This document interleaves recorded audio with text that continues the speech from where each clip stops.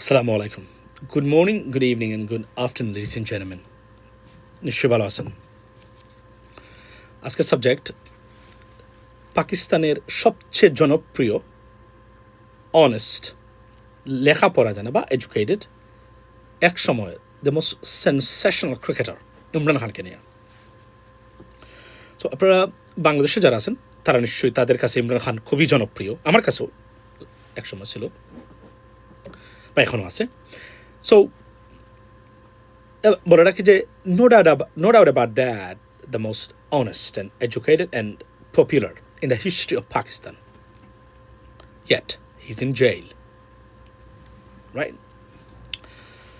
এটাই সবচেয়ে সাবজেক্ট। এটা তো 2 দিন আগে পাকিস্তানের সুপ্রিম কোর্ট অর্ডার দিয়েছেন ওনাকে ডেথ সেল থেকে বের করে নিয়ে প্রাইভেট হসপিটালে ভর্তি করার জন্য, এবং এটা একটা নজিরবিহীন ভার্ডিক্ট। এখানে বলে রাখি এট দ্য সেম টাইম যে ভারত, পাকিস্তান, বাংলাদেশের ভিতরে সুপ্রিম কোর্টের ক্ষেত্রে সবচেয়ে পাওয়ারফুল সুপ্রিম কোর্ট হলো পাকিস্তানের।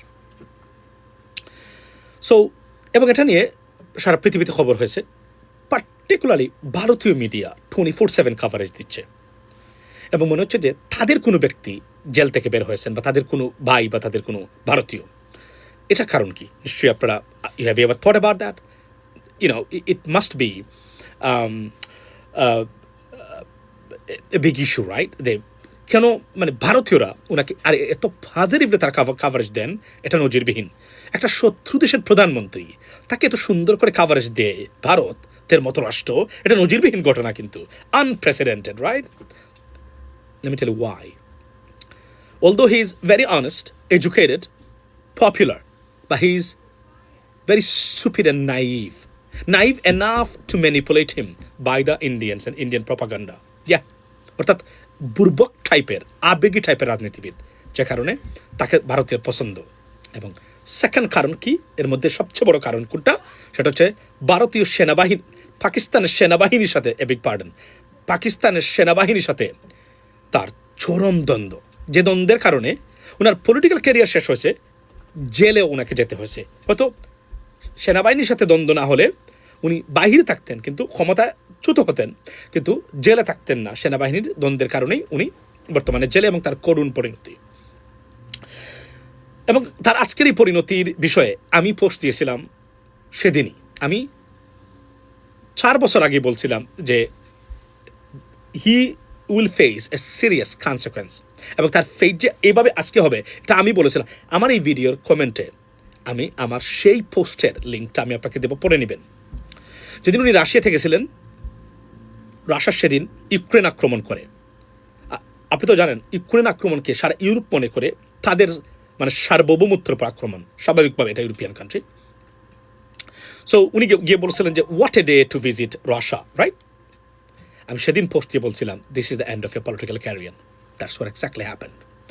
সো এই যে বললাম যে সেনাবাহিনীর দ্বন্দ্ব, এবং এত কাভারেজের কারণটা কি? কারণ হলো আপনারা জানেন যে পাকিস্তানের উত্থান, পার্টিকুলারলি সামরিক উত্থান, এতটাই উত্থান যে ইরান এবং ইসরায়েল এবং আমেরিকা যুদ্ধে Pakistan becomes one of the most sensational, the most powerful country, particularly military in the world.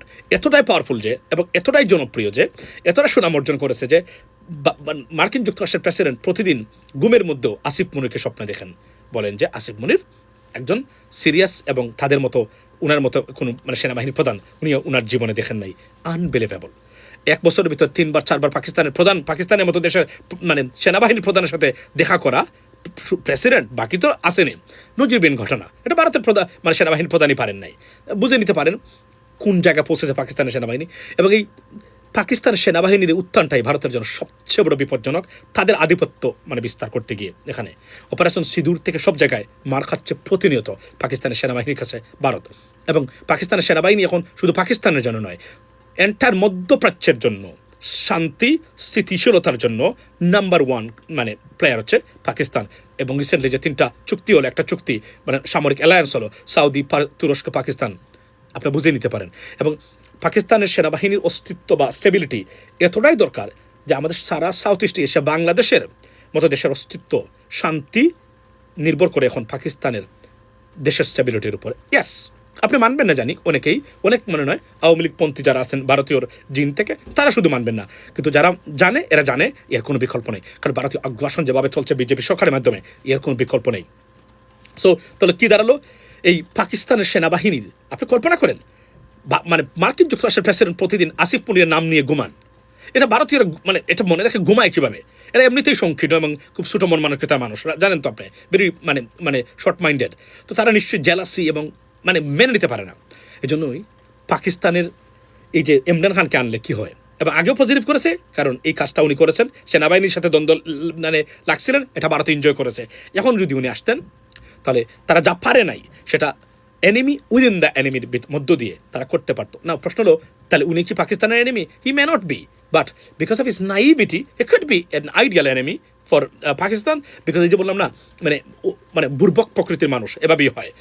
So এই মিসক্যালকুলেশন, মিসস্টেপ পলিটিক্যাল এবং তার আবেগী সিদ্ধান্ত, এটাই তার জন্য কাল হয়েছে, এবং এটা এই জন্যই ভারত চায় তাকে, কারণ তাকে ম্যানিপুলেট করতে, মানে আপনি গ্রেট, আপনি সেই বলে তাকে শেষ করে দিয়ে আপনি তাকে ইউজ করে পাকিস্তানের সেনাবাহিনীর সাথে দ্বন্দ্ব লাগিয়ে দেশের অস্তিত্বটাকে বিলীন করে তাদের স্বার্থ হাসিল করে দেশটাকে একদম ধ্বংস করে দিয়ে এই এলাকাতে আধিপত্য বিস্তার করে দেশের পর দেশকে ডিস্টার্ব করার এই যে মহাপরিকল্পনার সবচেয়ে বড় নিয়ামক হতে পারে এই স্টুপিড পলিটিশিয়ান পাকিস্তানের ইমরান খান।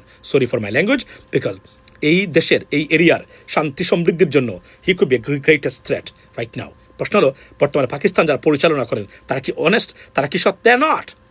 লাইক বাংলাদেশি পলিটিশিয়ানস, তাদের মতোই তারও মানে দুর্বৃত্ত এবং লুটপাটকারী, but in terms of stability এবং ওই অর্থে they are the ideal group of people who can run the country, that's it. এবং উনি রাজনীতি না বোঝা, তার সবচেয়ে বড় মিসক্যালকুলেশন। ঠিক একই উৎসব ডিসপ্লে আমরা বাংলাদেশের রাজনীতিতে বর্তমানে দেখতে অতি আবেগী, কেউ যায় ইরান, কেউ যায় প্যালেস্টাইন, কিন্তু জানে না ইন্টারন্যাশনাল মেকানিজম এবং পলিসি স্ট্র্যাটেজিক না হলে আপনি যত সৎ, যত শিক্ষিত হন না কেন, রাজনীতিতে আপনি টিকতে পারবেন না। সেটা হচ্ছে Imran Khan an ideal example, ladies and gentleman, that's what it is. I will talk about this issue in details on my YouTube channel. Go and check. And at the same time বলে রাখি, একটা জিনিস প্রমাণিত হলো, to the conclusion, in conclusion, to the sum up, আপনার at the end we can draw the conclusion is that Bharat যাকে পছন্দ করে বুঝে নিতে হবে, সে বুঝে অথবা না বুঝে ভারতীয় পারপাস সার্ভ করবে, পার্টিকুলারলি চায়না, পাকিস্তান এবং বাংলাদেশের মতো দেশে। That's what it is. See you next time. Assalamu alaikum.